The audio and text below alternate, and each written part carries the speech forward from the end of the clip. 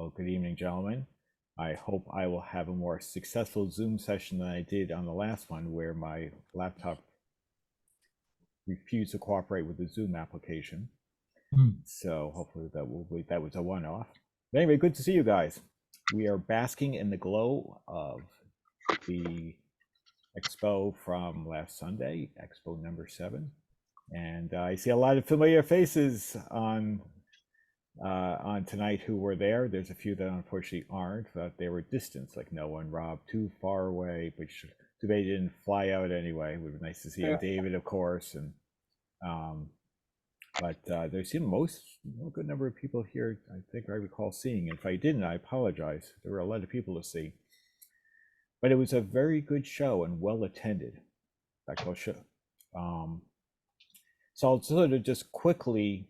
Actually, what I'll do is I'll just quickly share a quick view of how well attended it was. I took a semi bird's eye view that was a little bit dodgy to get up there on the ledge, and take the photo, but it was actually kind of shows it all. So let me just quickly show that. And everyone just gets to see we had a pretty busy time there, and I think Bob will give us. I'll do some announcements, but we'll give some numbers here in a little bit. I think you shared those over email, but yeah, no, there's lots and lots of people, and I think that was really very good. So in terms of announcements, I don't have much to say. There's just maybe a couple of things. March is a fairly quiet time, so we will mostly dominated by Zoom meetings this month. There isn't much else going on. Things really seem to take off in April. The only other announcement is I'll be working on the website soon to get it ready for Spring Brookline, which is not super far away. It's in, I think, March 18th, if memory serves. So just bear with me. But you will see the updates so that you can order tables at Brookline instead of at the current settings of Castleton, which is now well behind us.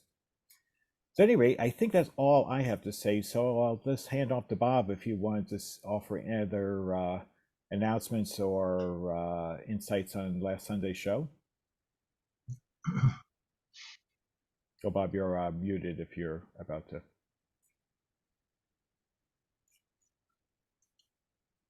All right, can you hear me now? Sure can. Yeah, great. No announcements, so just John, you said it was a great show. Wanted to let folks know we actually counted attendance this time. Had 682 people attend. Wow. That includes folks who come to buy and people who are there to sell and their helpers.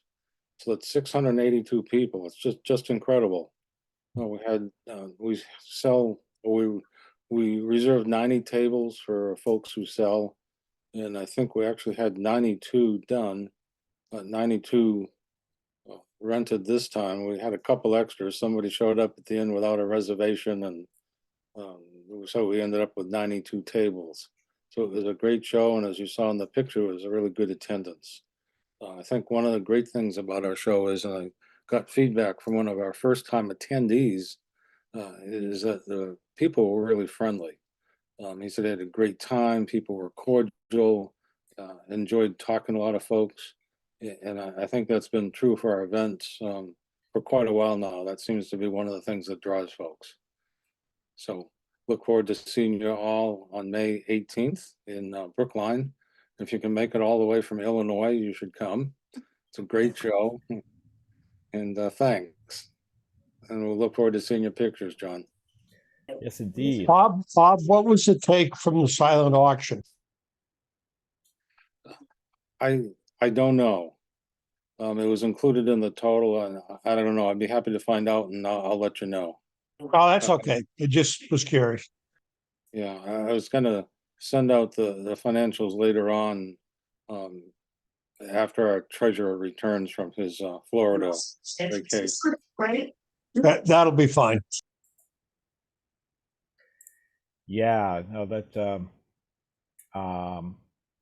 yeah, there are I will show photos there towards the end of my deck of the silent auctioned items, where there are lots of really good items, some really great tube testers, some nice radios, early radios, as well as sort of like, middle-aged radios, if you will, and a nice, beautiful Sylvania component system, speakers, I think a tape deck, and of course the receivers. So really nice stuff went out the door. But so I think before I start showing pictures, I wanted to see if anyone wanted to share their thoughts. There are a number of people were there, maybe what they came away with. I came away with one item. I will certainly show that, at some point. But anyone, or any other announcements beyond, what happened at the show. Anyone want to jump in there?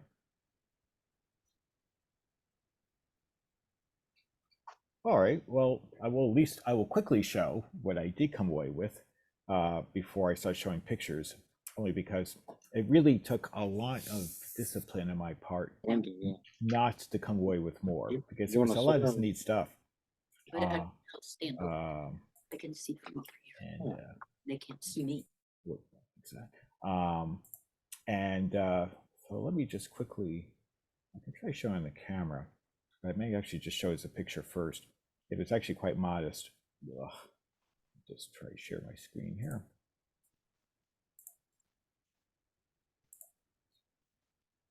So I came away with only one thing. This very nice, I would say just after World War II, like around 1946 Telecron alarm clock. It's in really nice condition. It just needs a good cleaning, and it works perfectly. It's quiet, keeps time, alarm clock works. Got for a very modest price. I happened to see it, and it really caught my eye. And it was funny because Hugh had one that he wanted to sell me, and I almost bought it, and then I saw this, and I said I had to have it. So it's really quite nice, and so that was my only one purchase, which is remarkable and probably good.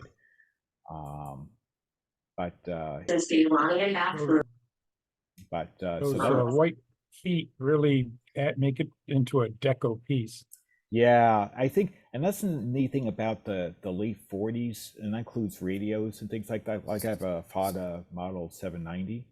A lot of those, and that was made in like 1948, and they're still, because they're just ramping up production from World War II. There's a lot of kind of leftover carryover Art Deco before things really started to change in the, around the 50s, early 50s, and so I really caught my eye. In fact, I thought initially it was made in the late 30s, but a little bit of research, Telecron, there's a really nice Telecron website that has a lot of, all the different models. And so this one I seem to find, I believe it's called the Deputy, but they made an all-white version. I think it's called the Aladdin. And I happen to like the nice dark with the contrasting feet. I thought that was really quite sharp, and that was the one available. I really like that, but I struggled not to bring home more, but it was probably good I did in December round. Again, What's the red circle on the dial? Oh, what happens is $60 billion today to avert a partial government shutdown Friday night. The legislation owns 5 major departments for the rest of the fiscal year. Senate is expected to approve it. Carl, I'll have to mute you here a second. Oh, thanks. Sorry. Wait, hold on a second here. I'm having trouble. There we go. There's a little bit of weirdness going on here. Let me just reshare that.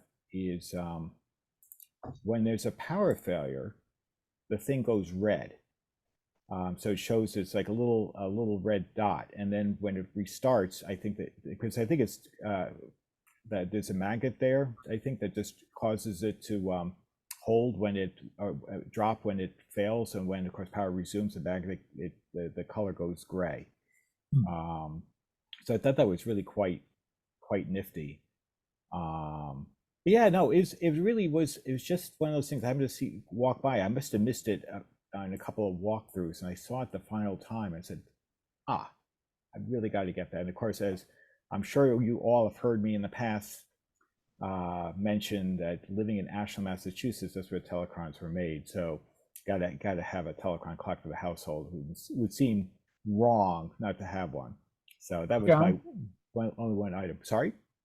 I was just, that red dot thing, I think you're right when it loses power, but I'm wondering if it stays red until you reset the time. You know what? I will have to try it because I'm actually a little bit unsure because I only plugged it in And quickly. It would and just warn you that you had a power failure, so yes, the time might not be right. I think you're right, George. They probably had to do something like, because I did adjust the time, I think at the time. I just want to make sure everything worked. So I think it did go gray, but I didn't set it to the exact time. I just was moving the arms to make sure everything was working correctly. Then I set the alarm for, minute, maybe 10, 15 minutes later than what the current time was, which was way off from the time was set, just to see if it all worked. And it buzzed beautifully. Everything worked like a champ, and it's quiet, not a sound to be heard. Very quiet and very nice, and the alarm was more than loud. So I thought it was pretty fun, So not a radio this time, but how about the rest of you guys? Anyone come home with anything fun they want to show before I start jumping into the pictures?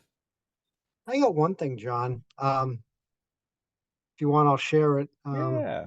Oh, sorry. Let me enable was- sharing. Sorry, Howard. That's okay. This was actually a pre-purchase. I don't know if you guys remember. Bruce Phillips sent out an email. I don't know if you can see that. But that was the one that I got from him, and that's the only radio I got. I got a couple tubes. It's really got a beautiful cabinet, beautiful design anyway. Oh. And that's a Etna. So And it's Etna. it's a nice radio. It's in beautiful shape. So Wow, I had gorgeous. to get that, especially since he was offering a discount for all of us. So that was it by me. And Well, you did well. That's gorgeous. And it's got a tuning eye, which would be yes, another big win. Yeah, no, that's gorgeous. but that was it. That's all right. You did great. How about the rest of you guys? I've got something if you want to. Yeah. Go for it, Russ. Do a screen share. Yeah, you're good to go. Let's see. Trying to find where I can share the screen here, John. No problem, Russ. I don't see it. It should be in the on the window. It should be just almost dead center, slightly to the left. There's a share screen button there. Are you on a Windows machine? I think it's the same with that. I am, yeah. So if you go to on your At the bottom, Zoom window at the bottom, there should be the whole row of Yeah, I have a whole bunch of things there, but not share and not in there. Well, I'll hold something up since I can't bring my desktop up. Huh, that's strange. The first one here, not sure how well this will show up. You have Yeah, it's coming out all right. R27 Arc 5. So this is a 40 meter and it has the dynamotor on it still. Oh, nice. And Is there a date code on the back of it? I'm sorry, say again? Is there a date code on the back? Let's see. A couple, and the date code on one was 43, and I need glasses. I'm just curious because, yeah, I've got a couple command sets. I haven't fired them up, but I just have them. Yeah, I'm looking forward to trying to get this guy going. This is release 244 is the U.S. Navy emblem on it, and then over here 1144. So it looks like Yeah, it was in it. 44 then. And the other one was inspected in A48. I don't know if any of you guys have run into this problem, but some of those Arc 5 equipments we used uninsulated composition resistors. Here, the bodies are black as opposed to a nice phenolic brown. Yeah, I've been looking for one for a while, and I've seen a lot of the silver ones, and these were filthy. They cleaned up quite nicely. Apparently, dirt works very well as a preservative, so they look pretty good. I think what might have happened is they ran into production shortages, and the cycle to get an uninsulated a black body resistor into the radio, with the idea that we'll swap out radios later on. No, okay. Yeah, could be. Yeah, I'm just really beginning to research these, so I'm starting to learn a little bit, but I still have a long ways to go before I want to open up the dynamotor and clean out the grease and make sure it's okay before I try to fire it up. Cool. That was good. Those are interesting finds there. Yeah, for looking us. forward to playing with them. Cool. I've got a Anybody else? few. Yeah, go for it. All right. See if I can share some photos. Oh yeah, go for it, Steve. You should have sharing ability.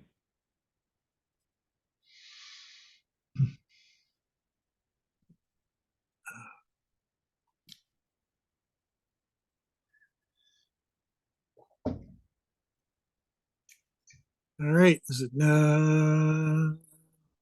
jeez. How's that go? Oh, here we go. Yeah. There we go. All right. So the middle one is a General Radio 1310A audio oscillator that I picked up at the show, and I was kind of an impulse purchase at the tail end that Ross kept dangling me in front of me and begging me to take it home. So the one on the top is also a 1310-A General Radio oscillator in the old charcoal color scheme, and then the one on the bottom is the 1310B in the newer paint scheme. And I did not know that they made the 13As in the newer beige paint scheme.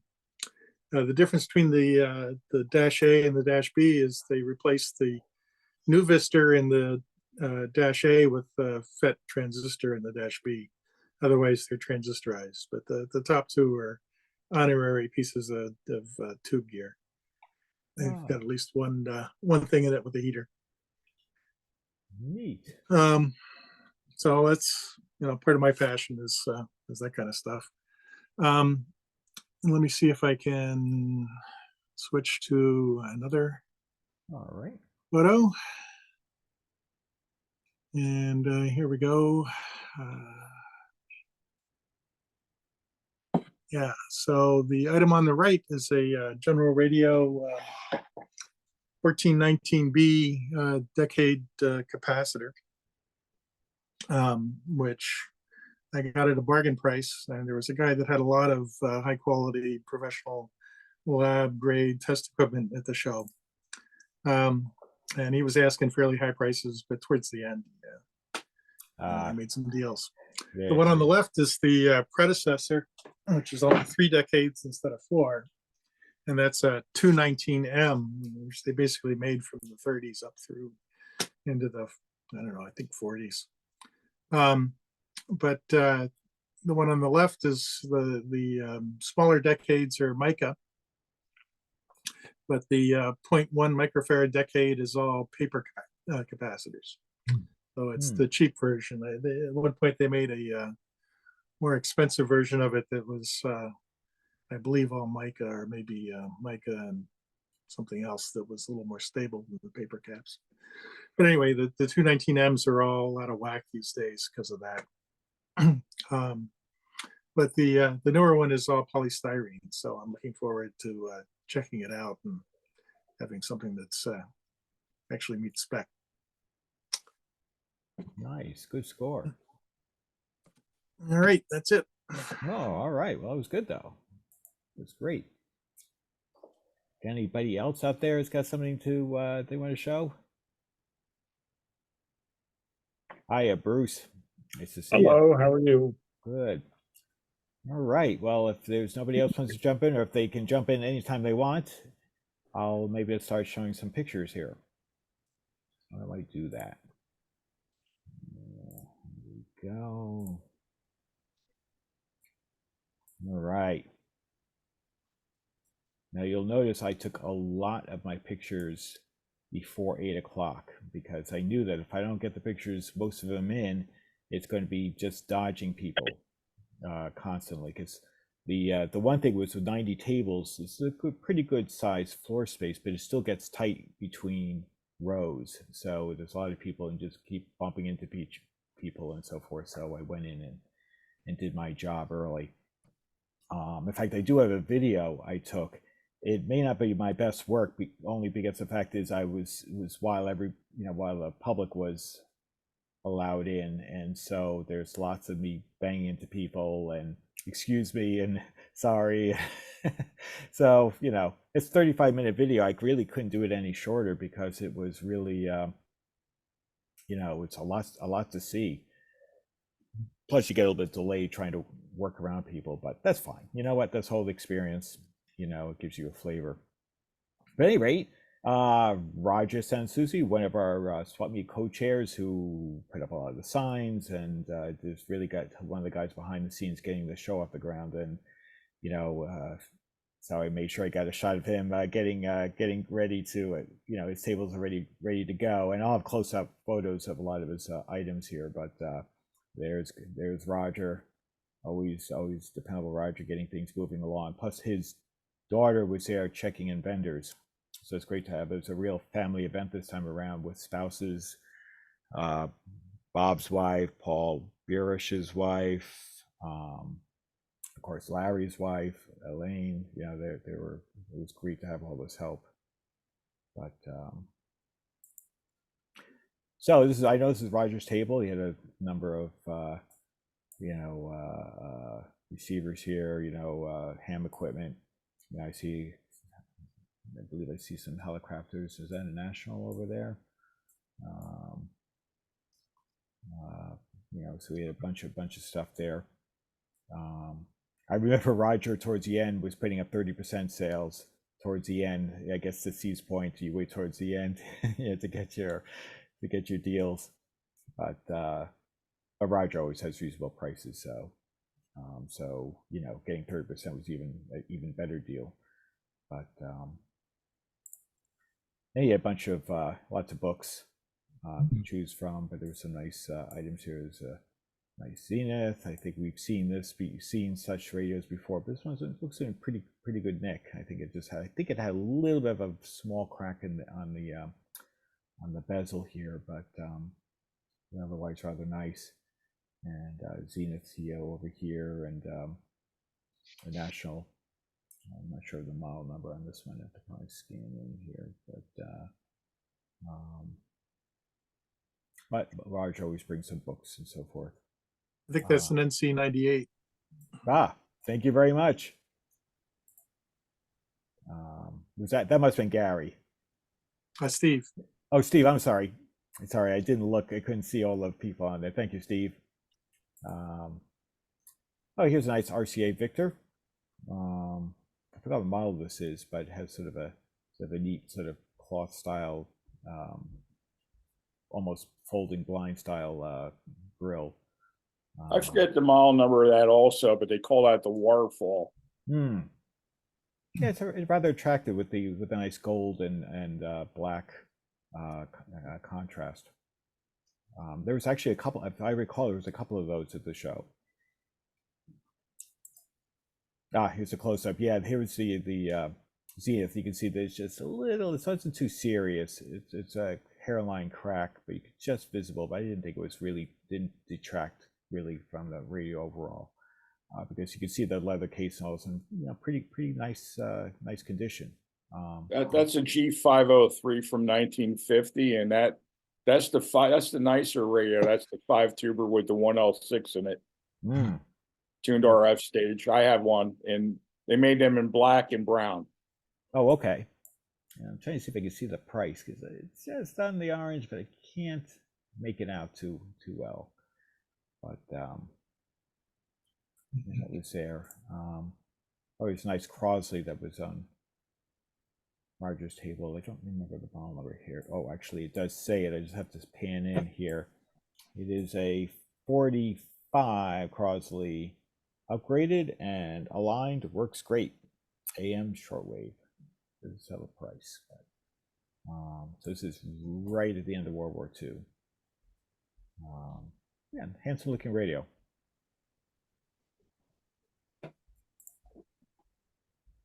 GE clock radio.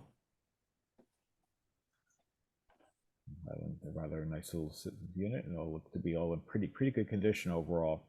You know, just a little clean up to maybe if you wanted to make it, you know, bring the sheen out a little bit further with some Novus, but otherwise it looked all there. And this I think was $20. I would say more than reasonable. And it's a project radio, so okay, you know, but it's all cosmetically there, so it becomes someone's restoration project, I guess. I wonder where all the knobs for those clocks have gone. Oh. Yeah, I know. You're right. There is one missing there. You know, that is, I guess, your good eye there, George. Yeah, there's missing two of them. Yeah, Those get reincarnated as socks in the dryer. Yeah. I'm convinced. Yeah, I think you're right. I think you're right. Is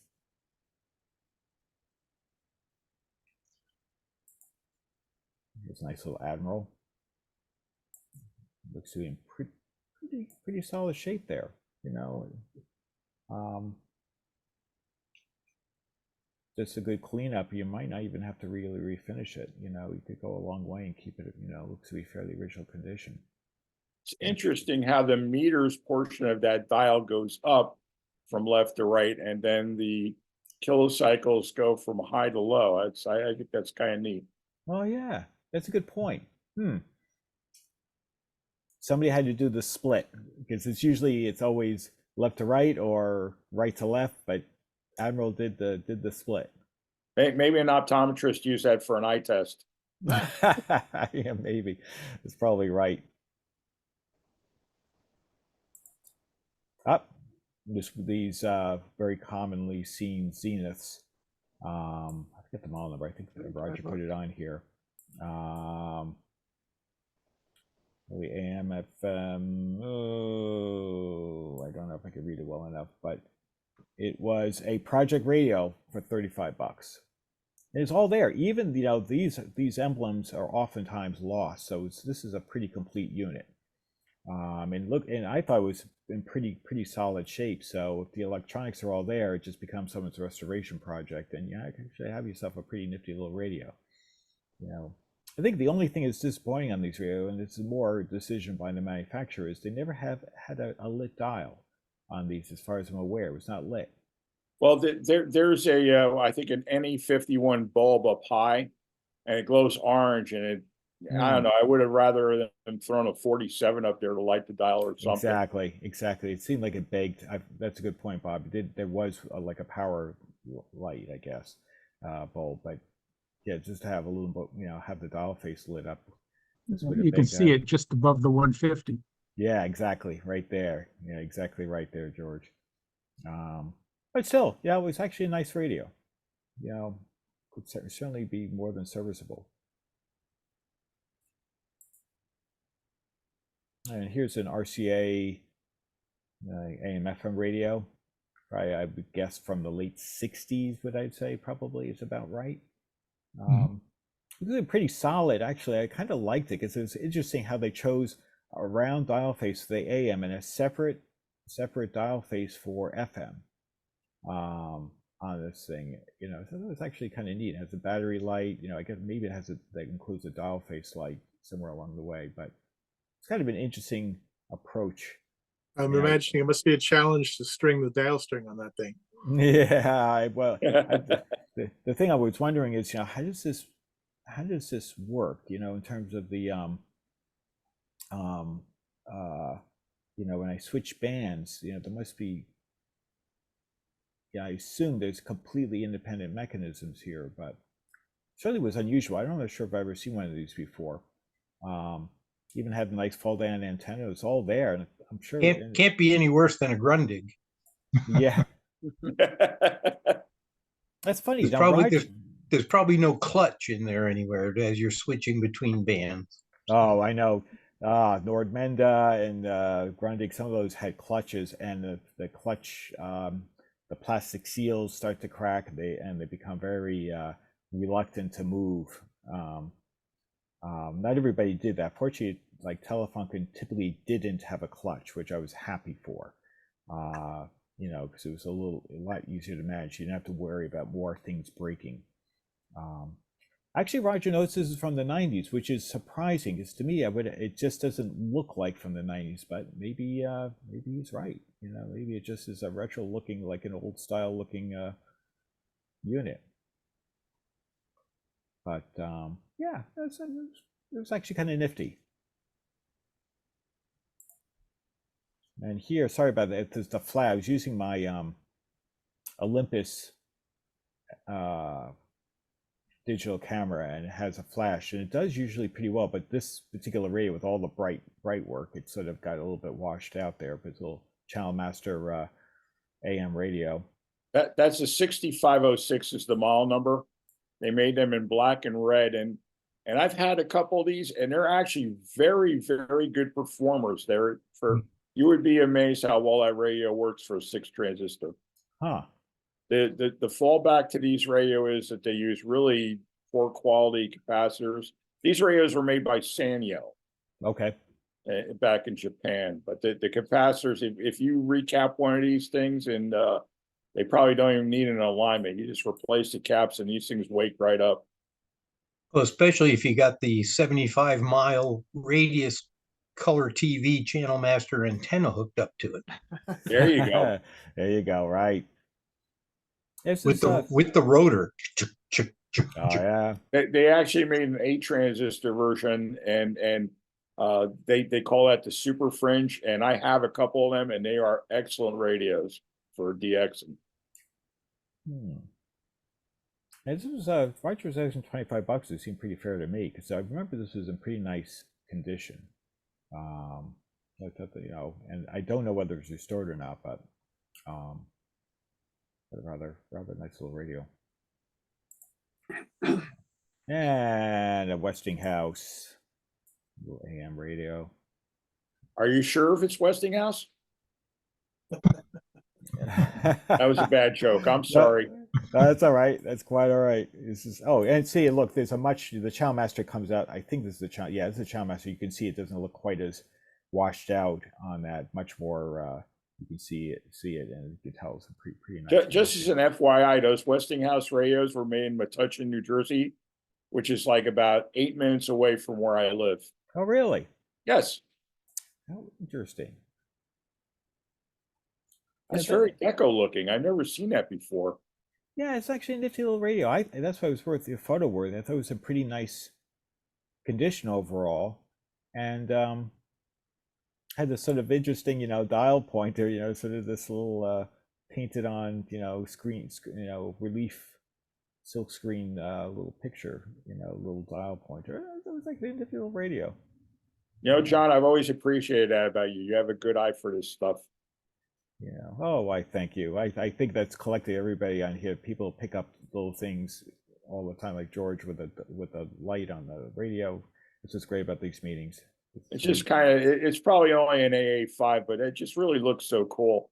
Yeah, I liked it. I hadn't seen one before either, so I thought, you don't actually see what, funny enough, I don't see a lot of Westinghouse radios at shows. So, in fact, I came away with one at Fall Brookline.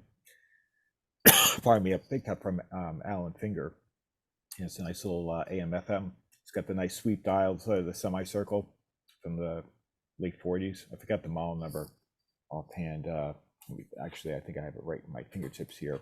Yeah, it's an H33470. That was, I think, around 47, 48. They're actually attractive radios. This radio kind of reminds me of a transistor radio plugged into a speaker box.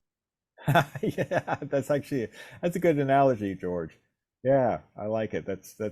I think that wasn't that Toshiba that made them. I think it was Toshiba that made. No, the radio that had the plug-in speaker, the big speaker and a little transistor radio you plug it into to get the hi-fi sound. Yeah, there were several of those. Zenith made some. The RCA did a few. There's Grundig has one that slid in from the side. Yes, There were a lot of you're those right. speaker Yeah, boxes. I've seen the Grundig one on eBay, George. Yes, good. And That's a good point. Toshiba definitely did one. It's probably one of the more popular ones, and it had a tube that would screw into the side that would either hold batteries or it could do a 110 adapter. And it just kind of like screwed in on the side. Yeah, and lurking behind here is a Crosley, another Crosley here. Looks to be in pretty decent shape. No, this looks like it's probably right after World War II, I'm guessing. Could be wrong there, though. I'm sure there's somebody who can better date this than I am able to. I think that's the same chassis, John, as that wooden one you were showing earlier from Roger's table. You may be right. Just in the bakelite cabinet. Oh, okay. Thanks, Howard. Or similar, anyway. It wouldn't surprise me if it's the same chassis, very close. Oh, here's an Olympic. Oh, yeah. You see those every so often. It was in, pretty reasonable shape. Needs a little bit of love, but see what did it say here? 1948. It works. Chassis is serviced.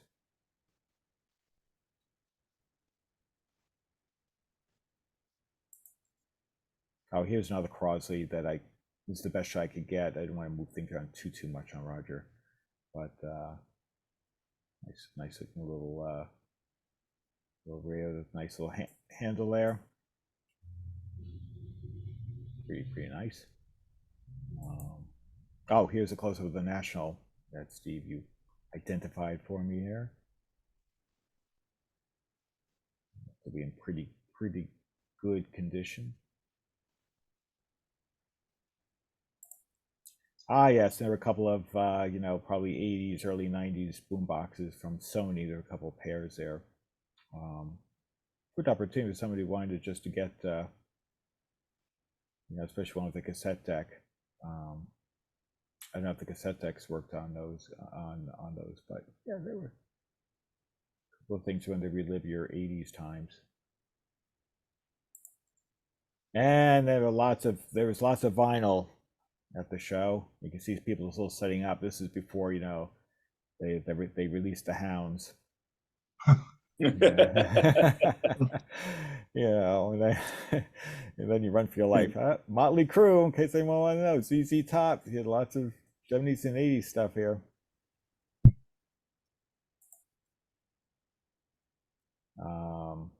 Oh my God. Yeah, gaming. Yeah, I know. Donkey Kong. Yeah, look at it. See pole position right here. It looks like from the from the late 70s Formula One, because it looks like a Ferrari. Just looking at it roughly from the late 70s. I think that's all. What was that? Atari 2600 cartridges. Yeah, I think so. In fact, the guy was dressed up as had a Mario costume, or as I recall, or something like that. You'll see it shortly. He had there were a ton of games, which is good because you know what, being a vintage electronics club, it's nice to see that vintage gaming was there, and so we're truly we're covering the gamut. Some old gaming devices, Power Joy, things that I never, a Sega system.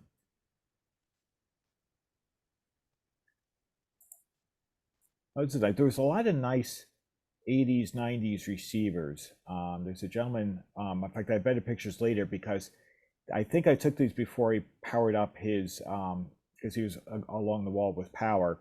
We powered all of these up, and I took the photos with my iPhone, which is a lot more tolerant to lower light conditions. And they have them lit up, so it's rather nice. And he had a number of Pioneers, and I think he did all right. I think he sold at least a couple of them. I think he was asking pretty reasonable prices, so they didn't last very long. They got snapped up. In fact, there was a system Joe Coco was selling, which I'll show, a nice Bose system that I almost bought, but I thought the better of it. Here's a Kenwood. Yeah, you'll see these lit up later. If not this meeting, the following one, because I'd be surprised if we get all the pictures done tonight. You never know, but I kind of doubt it. And somehow, I think there was a second one. I don't think this is a redundant picture, and they do happen for me sometimes, is I end up taking more than one picture of the same thing. I think he had just another one. It's just a different model, or maybe the identical Pioneer logos in a different spot. Yeah. Yep. Good catch there, George. I was pretty sure they were not the same radio. Because usually I go to a table, I'm like bang, bang, bang, bang. So I'm usually pretty good about, unless I didn't like the shot, I take it again. And what do we have here? I'm not sure. Let's see. As much at the bottom here. Is that? Kenwood. Thank you.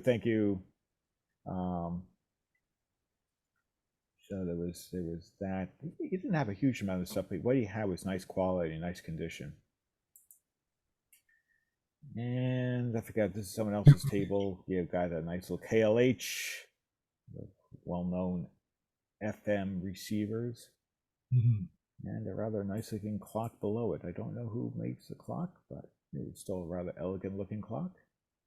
You get a mishmash of other things. You can see some tubes and other parts and so forth, wire. It's a clock radio. Yes, it is. Yeah, I guess it is. I guess it would. Well, that's funny though. Where's the arm for controlling the? Oh, I get it. Duh. Yeah, right. That's a Frankenstein there for you, there, Bob. That's right. And I don't know what this really is. Was it's an RCA something another. And I wasn't sure. Does anyone know what this? I see this meter switch. I wasn't entirely sure what this is used for. Let's see. It says monitor. I'm thinking, what the heck is this? That guy had a whole bunch of unusual stuff.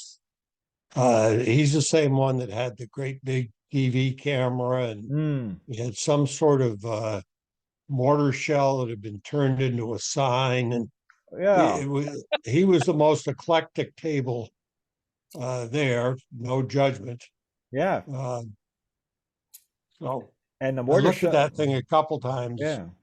Wondered what it was, but didn't want to get into a conversation that might lead buying it.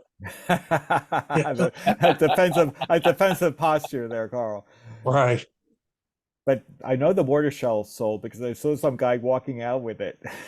So, that was pretty funny. I said, wow, that's unusual. It looked like an advertisement on a mortar shell.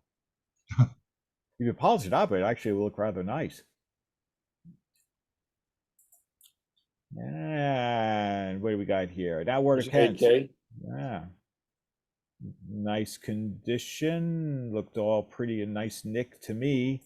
Probably restored, but very nice, attractive radio. It looked quite nice.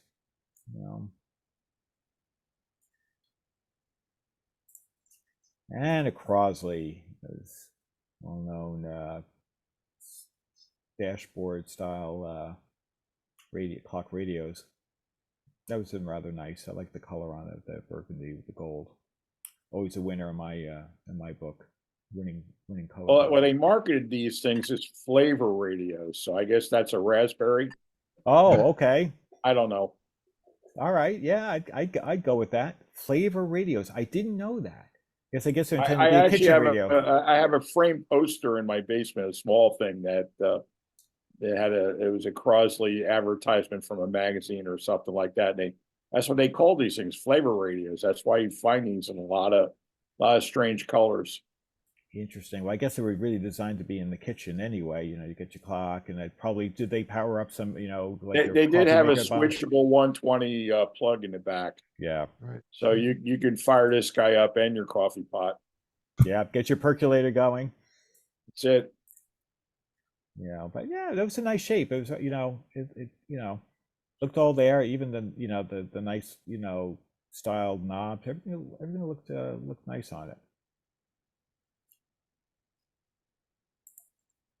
Hey, speaking of it, that was Carl. You're mentioning I got the camera from WFSB. I want to say is that Rhode Island or is that New Hampshire? Oh, that's Hartford, Connecticut. Oh, thank you. Because I was trying to think that the call letters sounded familiar, but I was trying to think of where, and I know it wasn't Massachusetts. That was a portable camera. Yeah. Oh my God. Yeah, we can see it's got all, it's all in its own little trolley. It's got its own wheels. Yeah, but it was kind of neat to see. I've never seen such a camera before. Ah, there's the ornament. Wall cane phonograph needle. Ah, so it looked like so it really was a very large needle. You can see it's got the hook, so it's probably meant to be hanging in the window. And yeah, so someone walking out with it. You should see the size of the Victrola that plugs into. Yeah. The size of a skating rink, Yeah,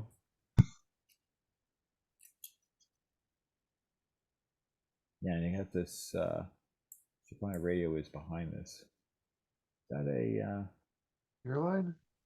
Yeah, that might be. That might be. So. That seems right. That seems right. Yeah, MW. Yeah, you're absolutely right.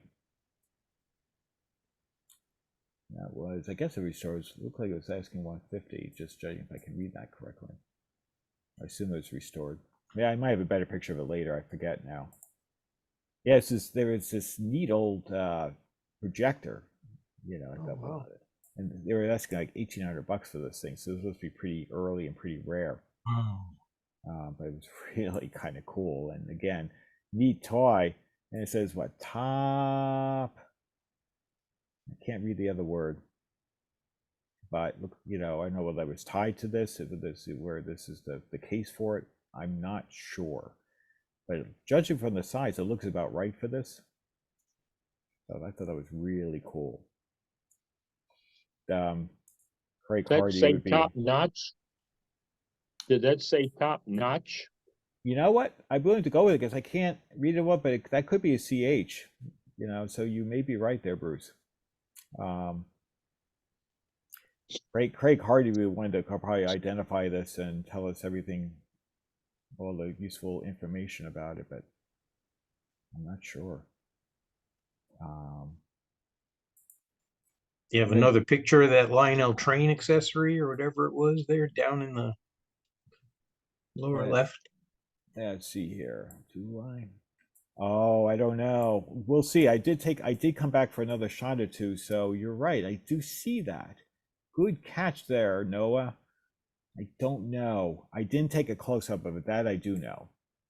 There's so much to take, and of course, you wouldn't believe it didn't take me long to fill the memory card on my camera. Now, in all fairness, that camera is going on 19 years old, so it doesn't have the size flash card that modern cameras have. You can probably take several thousand without a problem.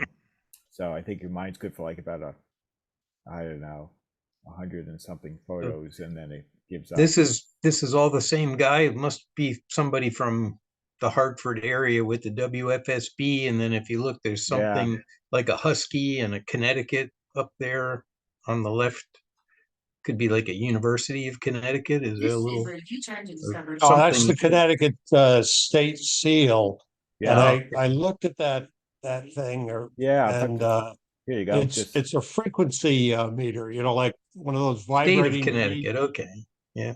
One of those vibrating reed tachometer type things. Oh yeah. I was all excited. I thought, oh, that might be a neat little portable two-way. It says Oricon. Portable power supply. And I'm not sure where Oricon's made. Made in the United States. That's all it claims. Oh wait, Hollywood, California. How about that? But it was kind of neat. Again, never seen one before, and there's this rather lengthy card here that tells you, you can have. Of course, it's washed out a bit, but yeah, that was neat. Yeah, you're right. The guy had a lot of interesting stuff they carried from Connecticut. An old phone. Kellogg? Sorry? The That's Williams, Williams. the Yeah, Williams something. Something. Yeah, I should have wished I gotten a little higher picture up there. That was pretty neat looking.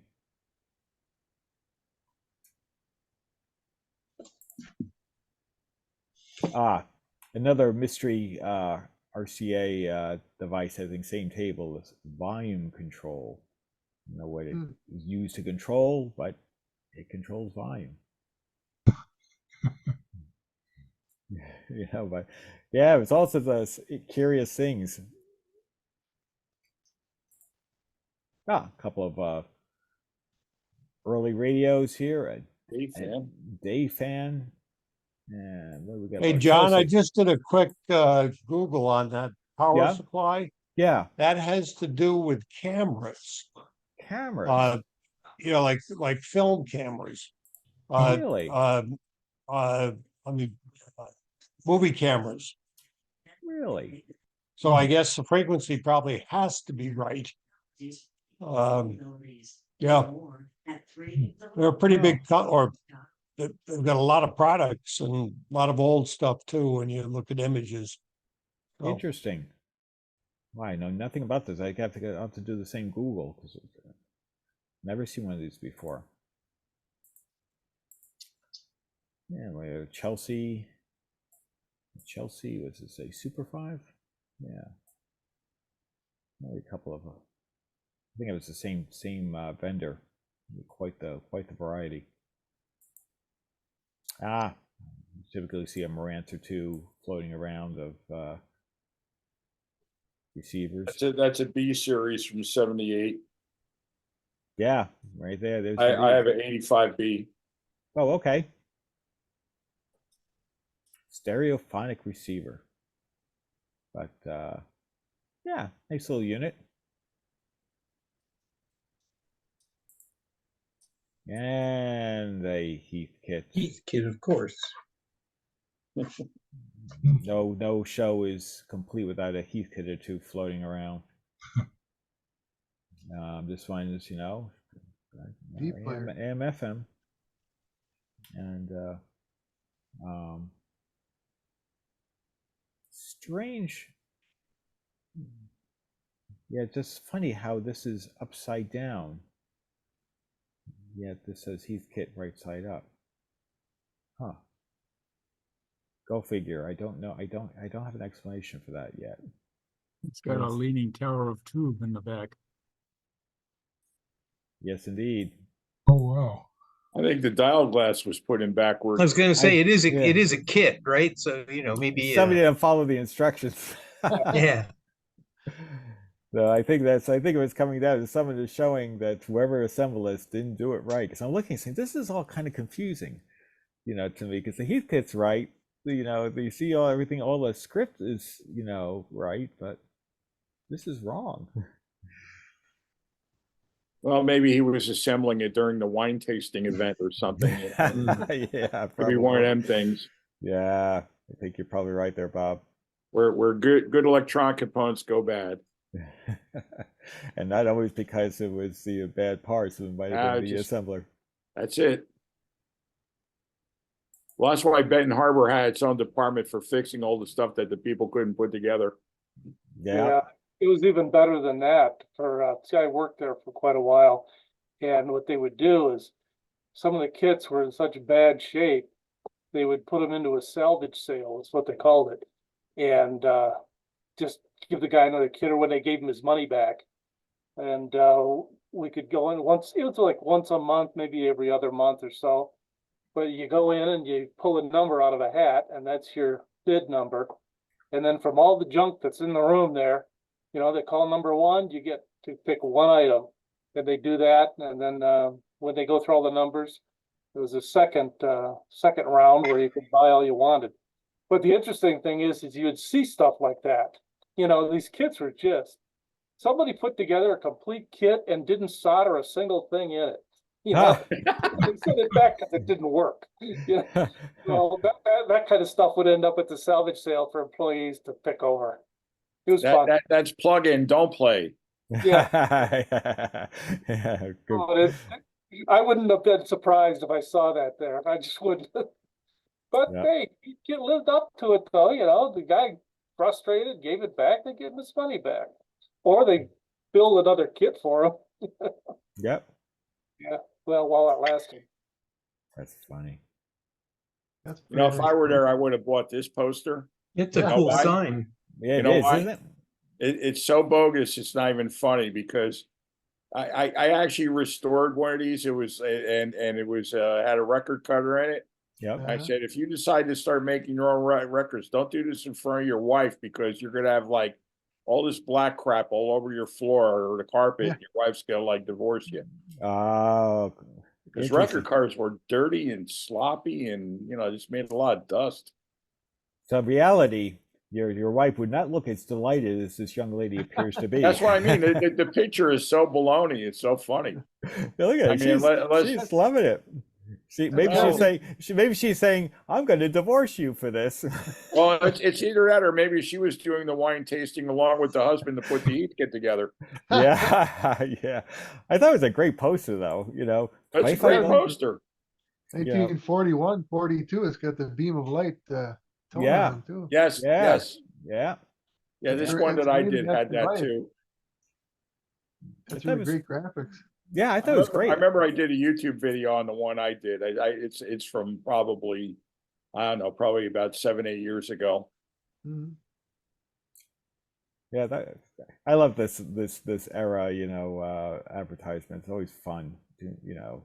There's a lot of hand-drawn stuff there. That's right up there with more doctors smoke Camels than any other leading cigarette. Right. Exactly. And here's this Ellsworth midget radio, the perfect midget radio. In fact, this poster is probably bigger than the radio then. Yeah. It's got all the little specs on there. Wow. It was kind of neat because you rarely see Ellsworth advertisements, no less Ellsworth radios. And it has full brilliant tone, it says. It does. Full size, brilliant tone, beautiful matched walnut cabinet. Size only 18 inches high, 13 inches wide, 9 inches deep. Actual size. So they're saying this is what you're going to get. So not bad. Never seen one of those. Ditto. Tells you how well the marketing campaign worked. Yeah. Probably a curtain burner set. Yeah. Probably. Full size standard parts. Yeah. And here's a breadboard. Yes, indeed. There's almost invariably you'll find one of those. I've always enjoyed the looks of a breadboard. To me, in my like the med in mind, it's like driving your big block Chevy down the road without its hood on. Yeah. I mean, so you get to see everything as you're playing it. Yeah. I think it's just so cool. And that might be why they command so much big money. I mean, there was bigger money years ago. Now they've become like reasonable, but still. I'd like to have one, but dusting that thing. Yeah. Yeah, yeah. You know what you do is you just keep your leaf blower nearby, and then we need to dust it off, just fire it up. Yeah, it's fun watching the WD-11s vibrate. Yeah. I had one of those, not a 10, I had a 9, and it was the world's worst dust collector. As Nines are rare, and they go for big money still. The 9s, I don't know why. I think they're rare. Mine was a 9C, had capacitors like this one does, but rather than variable inductors for tuning. I remember I was in college. This was like 1968. I think I paid $10 for it. Oh. I thought I was buying a homemade radio at first. Yeah. So I looked at it a little bit closer, and I saw the labels on the back. The model number and with the quality control, all the check marks on it. Mm-hmm. I sold it at an AW meet maybe about 10 years ago when I got tired of dusting it. Gary, I thought they were homemade. I thought that's how Atwater Kent was getting around the patent issues. But look, it had tags on it with like quality control checks. With Atwater Kent on it? Yeah, yeah. Ah, interesting. Okay. Oh, And I learned don't. something. And these are just regular TRF sets. No Nutridyne, no regeneration. Yep. They were as simple as they could get. Well, I think underneath all the wires were bare too. It was just like a piece of steel band connecting the. Yeah, bus wire, yeah. On the bottom, you could see all the wires. They went through right to the bottom. So you had access to them. They would put a notch on the bottom where they mounted a capacitor, so it was more flush. I did, just for the record, I did sell it for a little bit more than $10.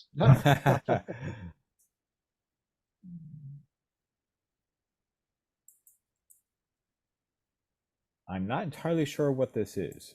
Spark gap. Yes. Spark gap. The Windsurf machine. It's a Windsurf machine. It demonstrates static electricity. Oh, all right. Take it back. I was wondering, I never got a chance to ask. I said, well, this is interesting, but certainly photo worthy because it was not your typical device. The thing spins around and one side goes one way, the other side goes the other, and creates a static discharge. And those are two capacitors which store the charge. I forget what the name, the early capacitors, what they were called. There were some jars or something.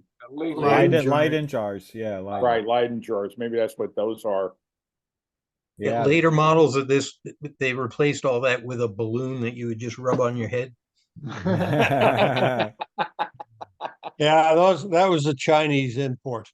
Yeah. Cost save. Well, you would position those arms with the balls on it, near almost touching, and that's where the spark would jump across. Interesting.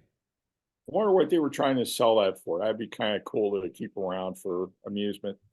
I have no idea. I don't know if this. No, this is just part of the device. I didn't think we could do the advertising for it. Get one of those posters that says "Minutes of Fun." Yes. Take it out on Halloween for all the trick-or-treaters. Yeah. That would be cool. I don't think I've seen it operate if it does work. Here's a wire recorder. Webster, Chicago. Yep. You know, it's funny because they only made those things for a narrow window. I think it's like 4 years or something, or 5 years. And you still see zillions of these things around. Yeah. It's amazing. They build like tanks. How do they sound? Tinny. Yeah. We actually have one of them in our museum that works, and it's just kind of, it's not much for fidelity, but it's fairly clear. I mean, it's not, So for dictation and so forth, it would be... I think that was probably what they were made for anyway. But we've got a couple of metal reels. Like one guy recorded a ball game on one, from like the 50s, and it's got all kinds of. We have just weird pre-recorded wire stuff that we listen to. Sometimes people donate stuff. It's pretty. I mean, we found one reel that we had to literally hide because it had some pretty racy stuff on it. Yeah. I think I'd rather have that cute little Zenith to the left. Yeah.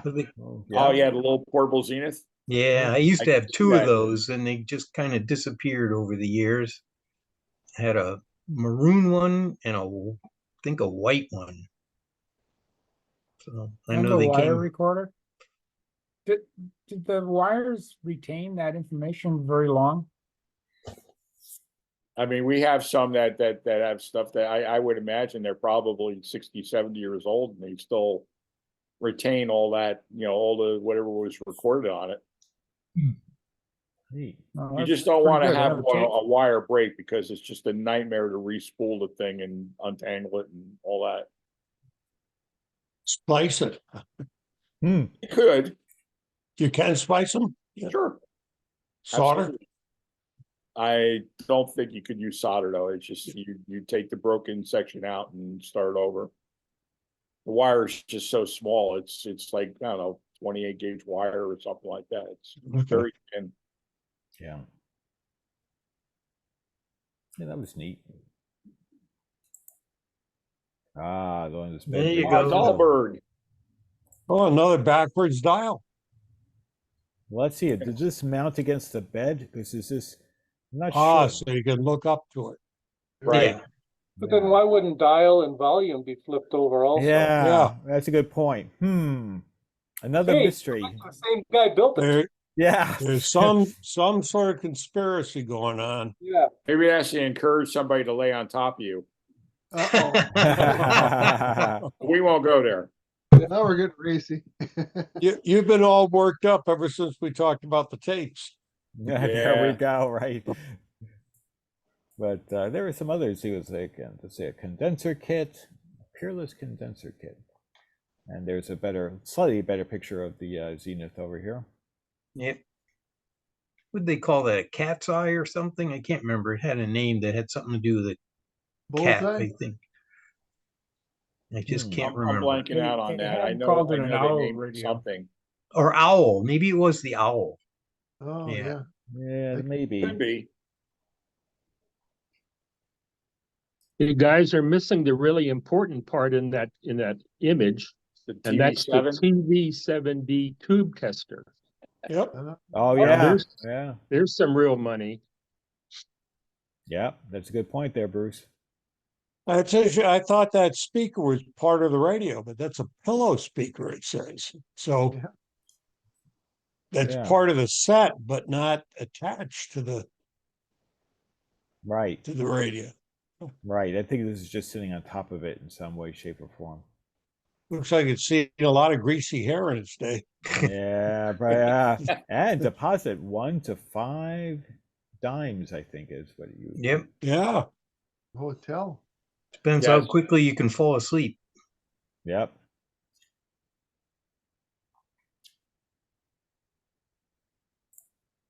Ah, yes, this was something. Paul Lavoie. I have better pictures later because he powered it up. He had a power supply because he was in the middle of the floor, so we didn't have real access to power. But he had a power supply with him, a battery. And I have a picture of this lit up. Boy, they magnificent when they light up. All these green strands, and of course the looks like a pinball machine when they're fired up. Yeah, it's gorgeous. It reminds me of. Looks a little like a Citron. And Paul did the total refinishing. He actually he said to me, he learned how to use an airbrush because he airbrushed the paint.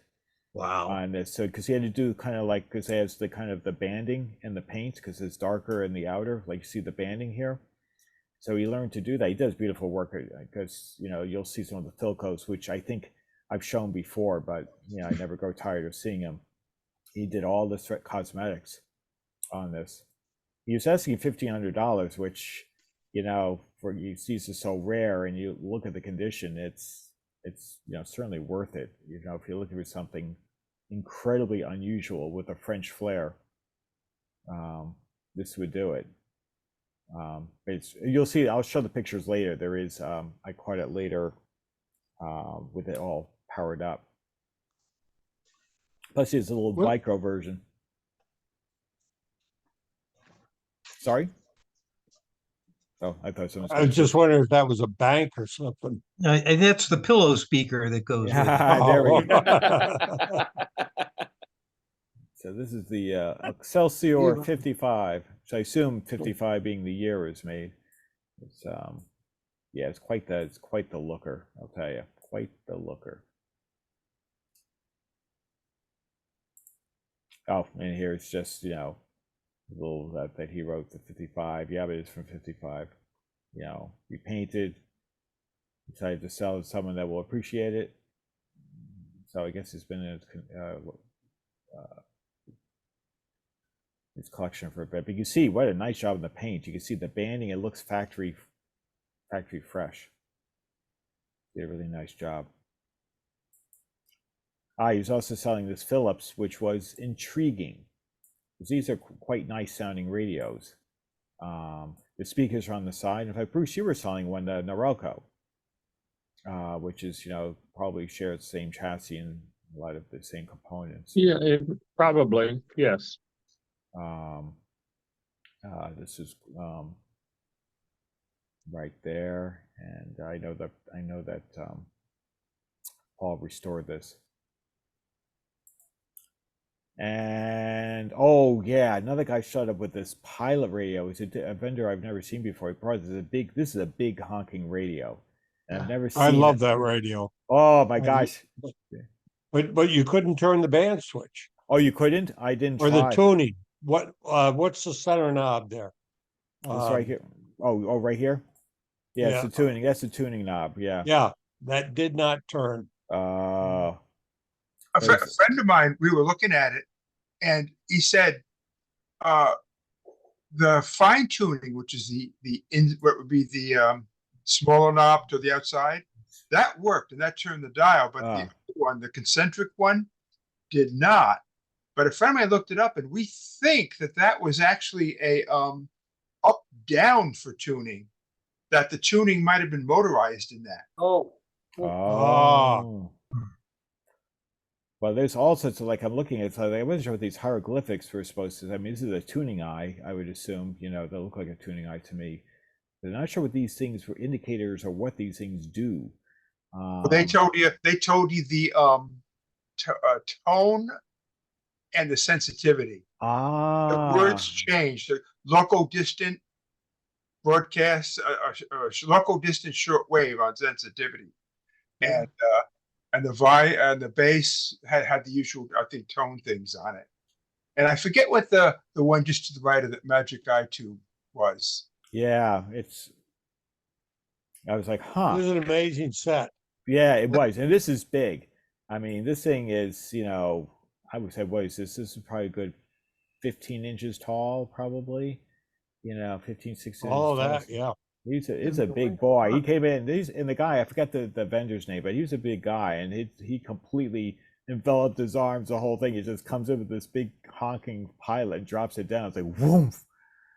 Actually makes the German radios look pretty small.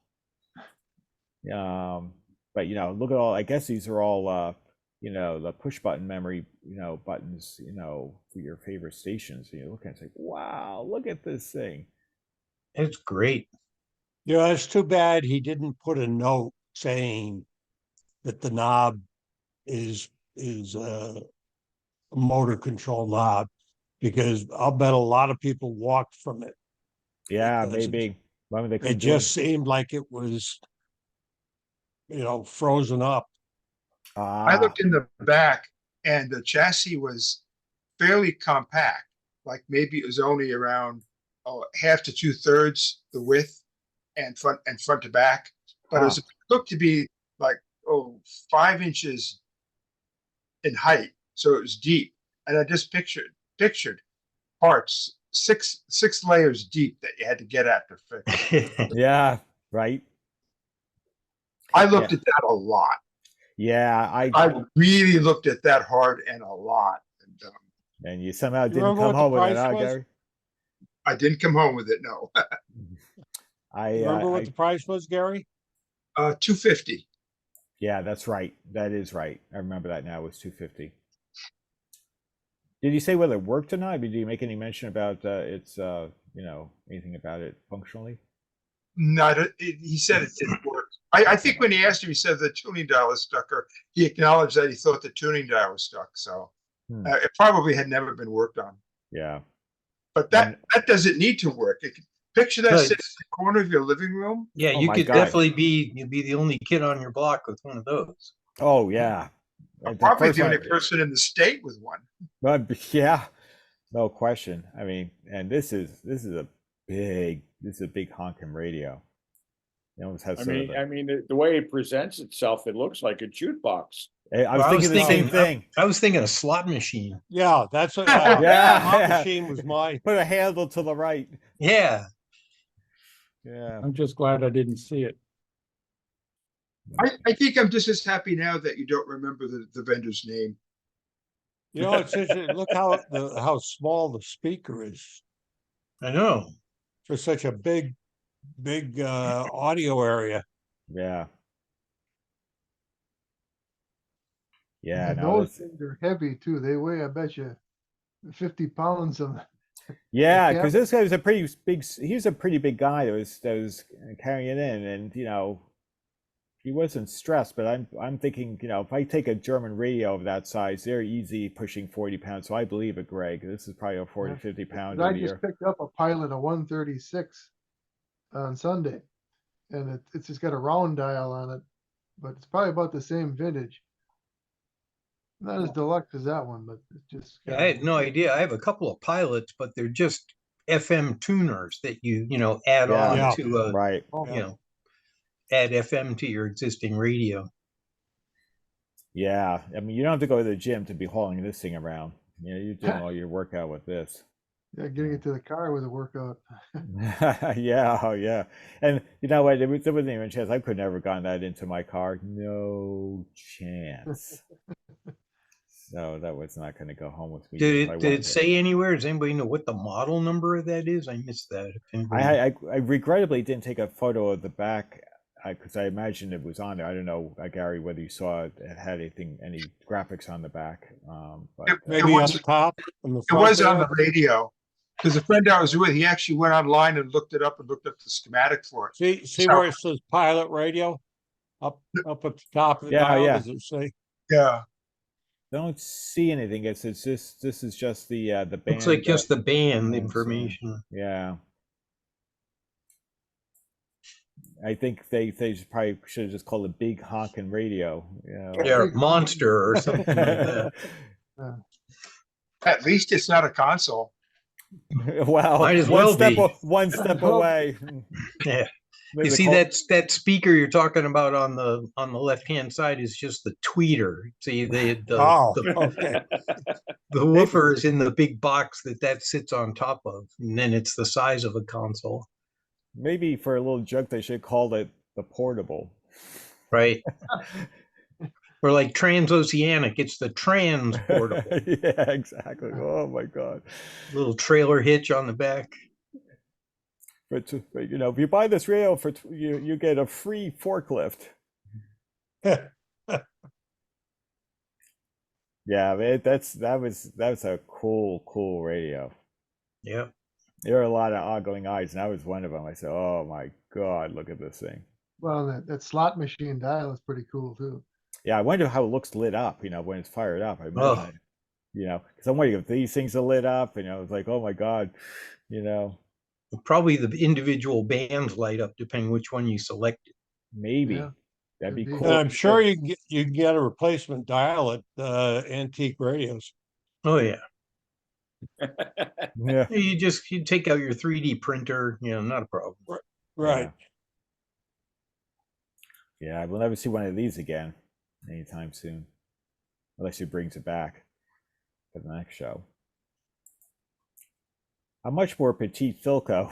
That is affordable. About 1/100th the size of the Pilot. Almost looks like the roll top is missing. Yeah, it might be the case.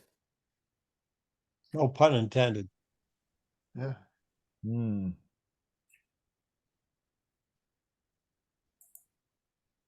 There was you had a couple of Pilot tuners. Yeah, I've got two of those. Yeah. Yeah, you had two of those he was selling too. That's one of them. I think I took the photo of the other one. Yes, I did. Yep.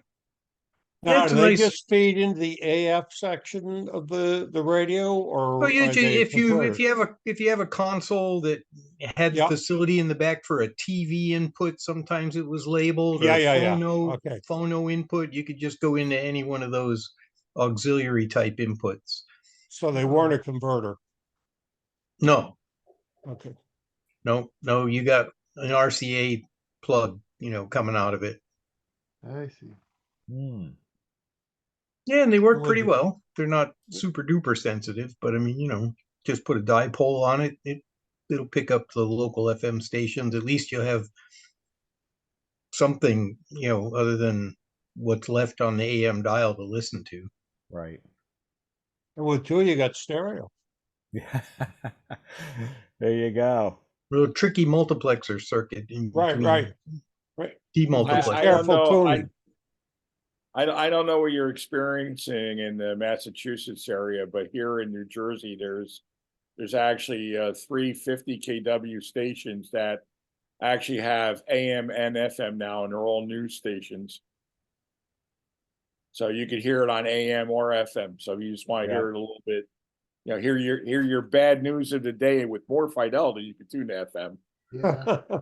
We did have a local station that was on AM FM as well. I think they took it down though, but it was playing like it's like old jazz, old, sometimes a little segment of big band. It was I forget what the name of the station was. It's only a few miles from the house, but they shut it down as far as I can see because it did have an AM presence. In fact, I saved the station on my car and then I tried to tune to it, and nothing but static, nothing. Yeah, the station I grew up to here in New Jersey, where we had like real DJs, and when it snowed outside, you listened with like bated breath to hopefully you didn't have to go to school that day and get the school closing listings. Yeah. Well, now that station is, I think, Fox Sports Radio, and they have a lot of low power FM stations, mostly around the Jersey Shore area. So it's like, that's just going away. But that all changed with the when Bill Clinton had the law passed or something where they took away all there was like, what was it, Sirius and some other company Clear Channel bought up a whole bunch of stations or whatever, and they just started using things via a computer and landlines and stuff like that, and that just kind of killed it for AM. Yeah. John, I think the call letters of that station were WSRO, 650 AM.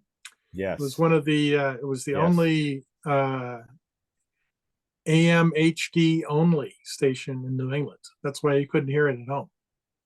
Yeah, I think that's right, Steve. That sounds. Was that a Sequam? Yeah, that was in. No. It was a HD radio, digital.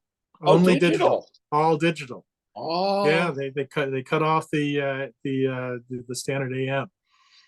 Wow. The fellow that owned it died, so the station was off the air for a good period of time, and it's just back now just to keep the license alive, running just jazz, but still all digital. Oh, but they have a little FM, what do you call it? Repeater or whatever.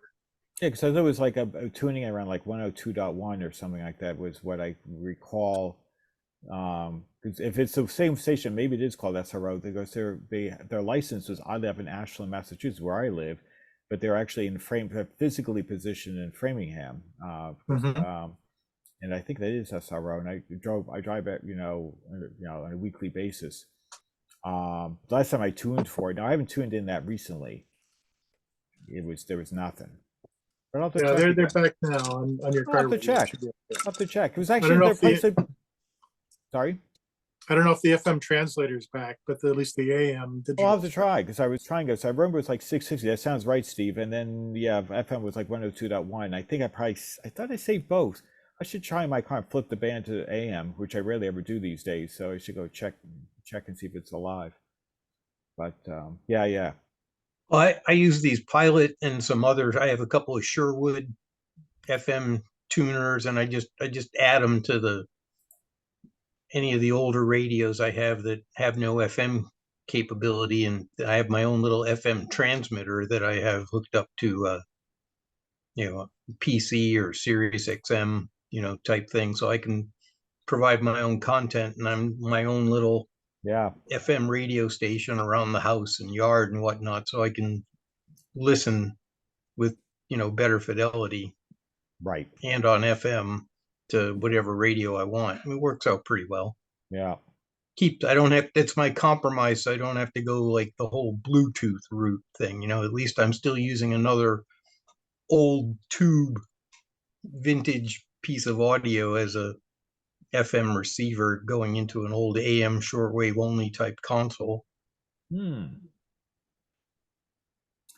Yeah, I've got my SS Tran I use from time to time. Of course, that's AM, but They work good. But they're pretty good.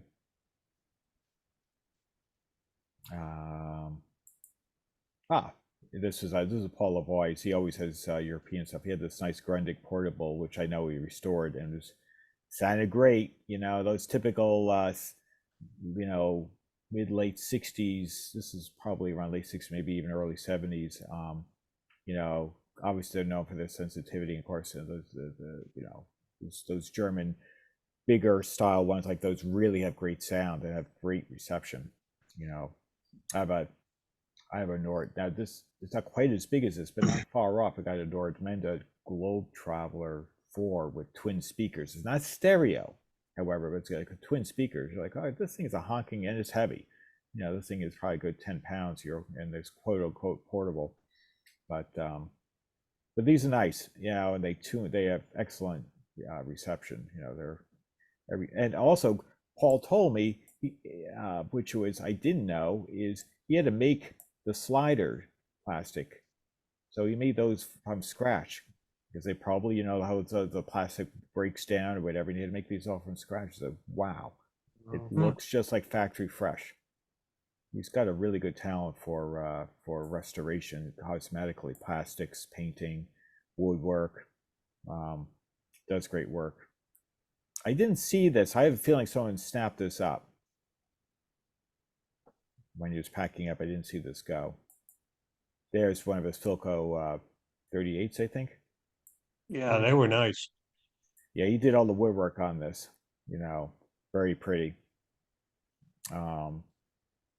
I think he's had these around for a few shows because I think I've taken photos, like, you know, when it's outside at Brookline, and now we're seeing the indoor shots. But you know, all the nice woodwork he's done is just really remarkable. And I think he had a pair of these because I think it's another one right next to it. There will be this photo, maybe another one. I think it's a Belmont. Is that right, guys? Is it Belmont? Could be. But he did this one. Could be a little Arvin too, maybe. Oh, maybe That's you're right. a Philco. That's a That's so cute. That's the model. I can't remember the model number off the top of my head, but that's the radio that followed the Hippo. When they stopped making Hippos, this was the next in line. 1950, yeah. Yeah, it's an attractive radio. This is a different vendor. He always has some nicely restored radios. They're not cheap, but they are nice. They have nice pieces, you know, like this nice Sunburst style. It's really quite attractive. Does this light up as such? Probably does. You know, probably. Yes, it does. Yes, it does. I helped the guy fix one of these. He actually had a these went to the smaller IF cans, and there was literally an RF IF can in that thing, and went bad. And I actually had a spare one that I had for parts, and I put that in and got that working for him. I love the clear lucite knobs too with the brass perimeter. That's really, it's a really good looking radio, I think. Yeah, and I always love the burgundy gold combo. You know, when it's a really dark, you know, dark burgundy. Always looks sharp. Yeah, it's a very attractive radio. Don't know what he was asking for it, but and here is an Emerson. No, nice little unit. Plascon cabinet. Yeah. I think that was still Plascon then. Yeah. Oh, that was nicely done. Really pretty radio. Yeah. And you have the Zenith. Ah, yes.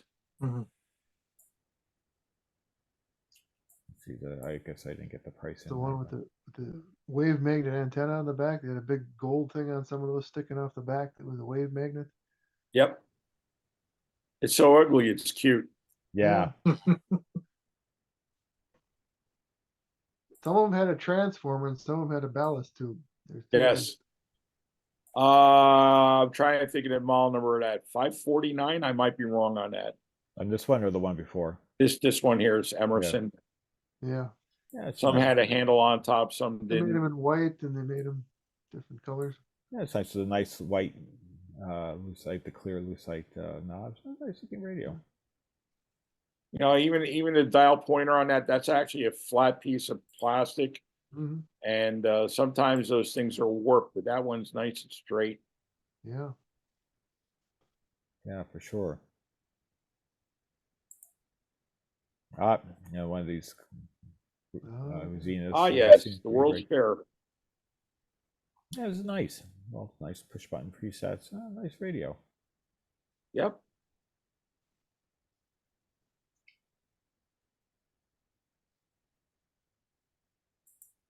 This was nice. This airline.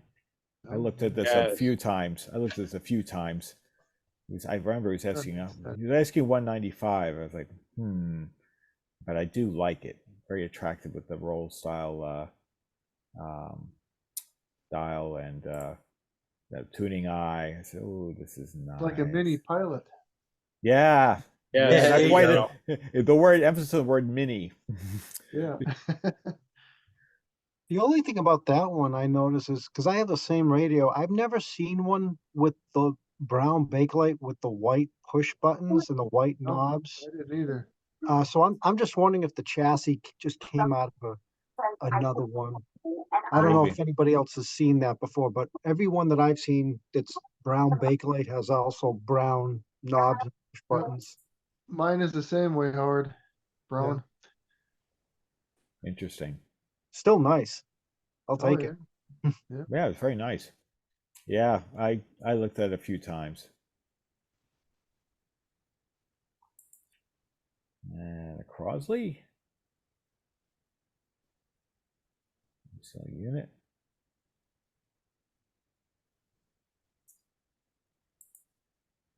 And Technics Ooh, with the box. with the box. Yes. And this safe 404. Looked all there. Looks like it has the owner's manual there. So it looked like it was pretty complete. Wow. Looked pretty complete. And I'd say this is probably, 90s. Yeah, it's early 80s. Oh, early 80s? Okay. Yeah, it was nice. That's Pretty when much- they started to use the LEDs and stuff for like the signal strength. Yeah. And all that other stuff. And never mind, I always sucker for lights. More lights than the better.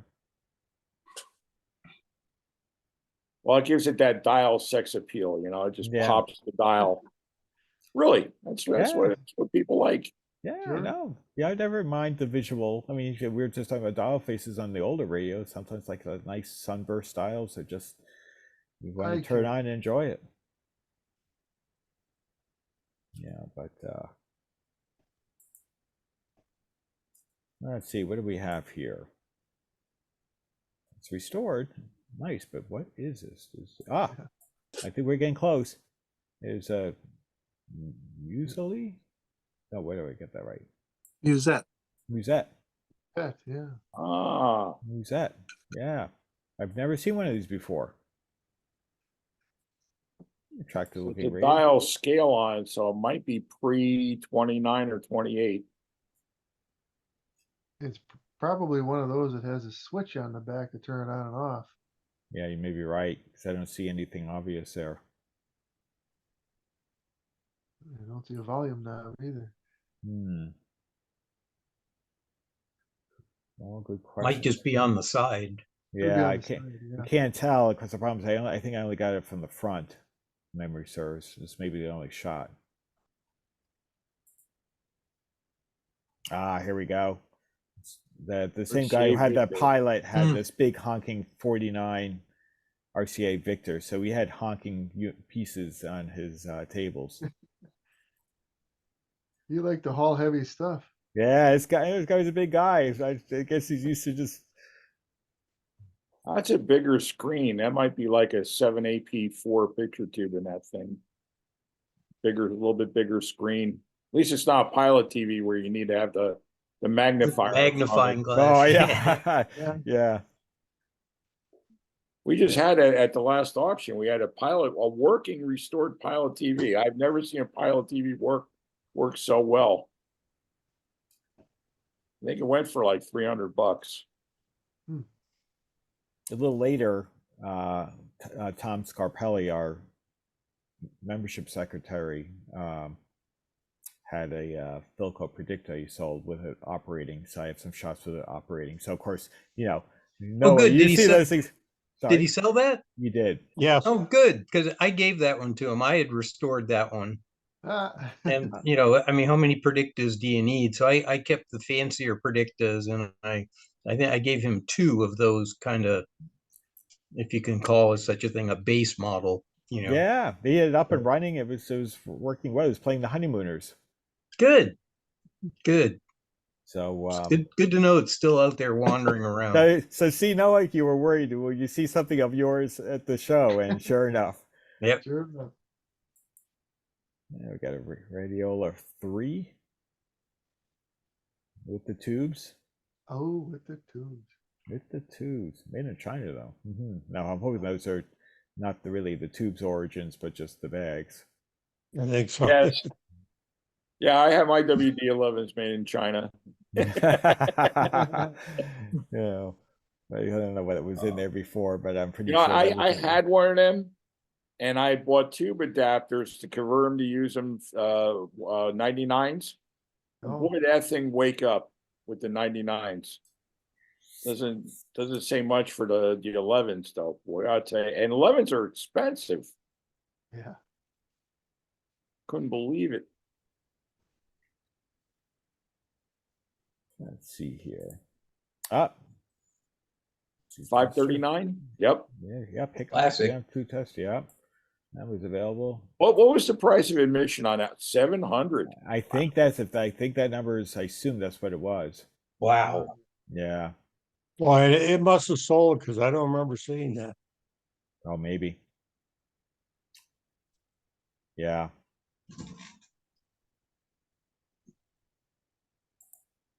And a whole bunch of vintage telephones and turntable here, phonograph. Wow. A whole bunch of them there. Well, you can reach out and touch someone, provided Mildred was on the other end to dial a call for you. Yeah, that's right. Yeah, that was the vendor. I can't remember his name. I'm sure I remember. What were they asking for that talking machine? This one here? Yeah. Ooh, I don't know, Bruce. I don't know if I can dial in. There is a number there, but I'm at max, and I think it's just too blurry to see. Okay. So I think you didn't make it, because I remember seeing you there, Bruce. Or if you did a great job of disguise.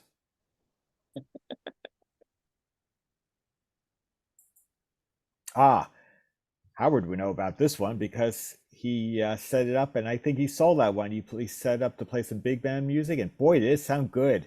At the beginning of the show, it sounded great. Because that hall acoustics in the hall must be just perfect for such a radio, and sounded. Yeah, I was impressed.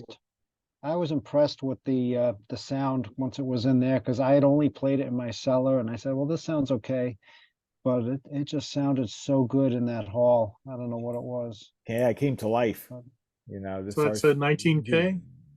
Yes. That was from the Charlie Perkett collection, and I still have 7 or 8 of his consoles left. I kind of fix a couple a year and pass them along, but that went to a happy home. So good. It's a nice radio. Yeah, and I think a demo sound probably just probably people heard that and said, I got to have this. It really did sound great. That's a nice looking cabinet too. I think some of those RCAs with that dial, they kind of had a weird looking cabinet. Looked like somebody with their pants down by their knees, because it was real wide on the bottom and tall up on the top. It is a nice looking cabinet. Here's the thing, they're very common. I now have 2 of them instead of 3. They're pretty easy to find parts for, very easy to work on, plenty of room. It's a very basic circuit, but they have very good sound and they present well. They look very nice.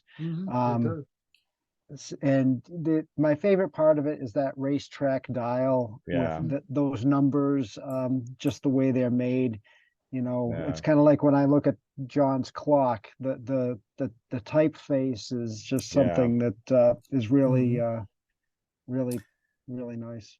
Yeah, I love it. I share your same feeling about it. I love the font and the typeface, the way it's all done. It's very elegant, and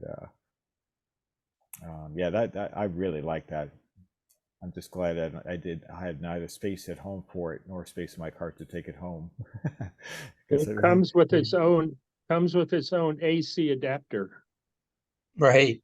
It runs off a wall wart. Yeah. Yes, yes.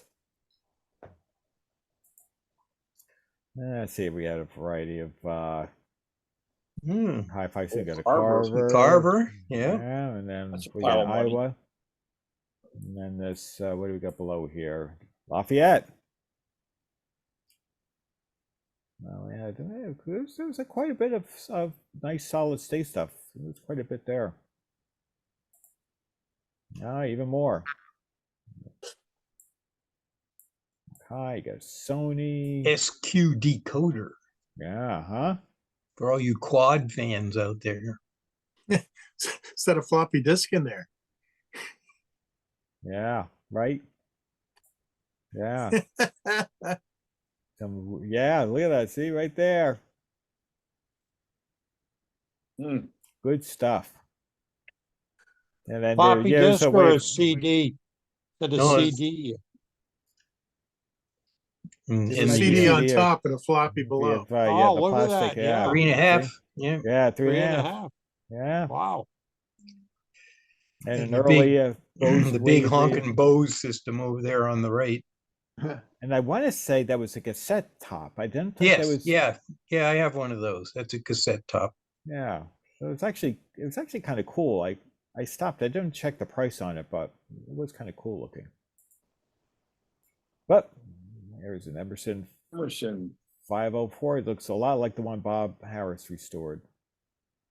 With a Philco knob on the left. Yeah. Oh yeah. Oh, look at that. They also made a Castleton version of that. That a lot of people say that's one of the. So that makes it a Emerco? Yeah, least desirable. Or Filson. Yeah. It's a good point. The marriage of the two competing companies. That's got the lucite cover on the front though too. That's desirable. Yeah, some of them were white, some were black. And it's actually rare to see one of those with where the veneer is not split, like at the bend right above the lucite.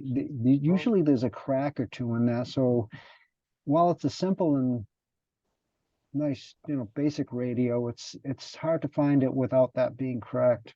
I think that's a good buy for $50, quite frankly. I mean, it's just in really good shape. Yeah.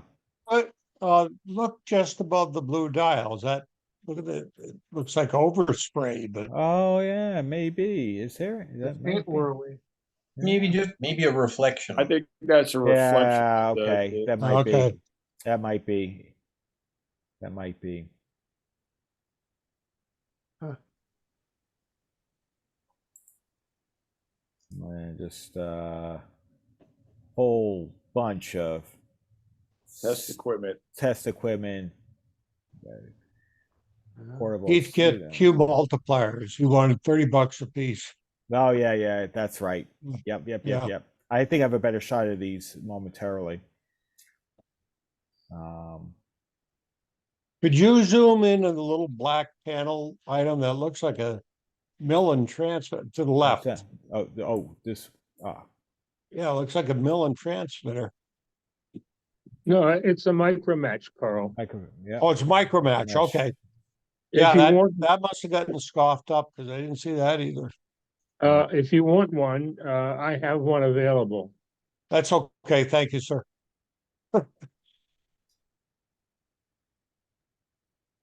Yeah, the one I have is from an estate. Oh, okay. That estate you've been bringing in Nearfest? Yeah. You've worked hard on that. I did. It exhausted me. All right, I can believe it. There's a lot there. Another tube tester. Yeah, City Products. This was neat. This, you seen it? I almost bought this. This was one of the ones I seriously looked several times, but I didn't actually do it. But these are twin speakers. Yeah, Yes, they are. interesting. I forgot what model this is, but I thought it was, oh, maybe we can zoom in on this. I think it's A2, but I don't remember the model number. Zenith 8, But it has the something. early FM band on it. Yeah, it's a dual band FM. This is just a big version. You can see it's got the today's band right here in the middle. Early FM here, and then of course, you know, standard wave here, broadcast. It's a really good looking radio. It's like, and I thought in fact, I think this was once Rogers radio, and I think the guy bought it from him. I think this one Rogers needed. And I remember looking at it was at Rogers, but it was not. It was Rogers radio. I don't think it was restored, so the guy ran with it. This is Ralph. I'm sorry. Hey, Ralph. Whoop, you're on mute. Hey, Ralph, you're on mute.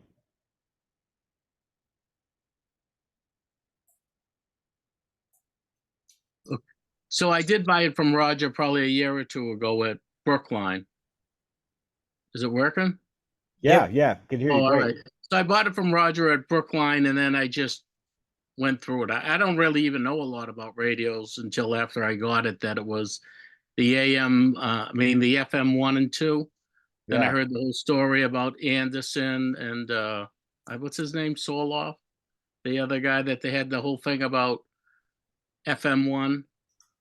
Armstrong and Sarnoff. Yeah. Armstrong. I said Anderson. See, that's how much I know about radios. But anyways, so I just took it apart, and Alan Finger's the one that helps me with everything when I get stumped.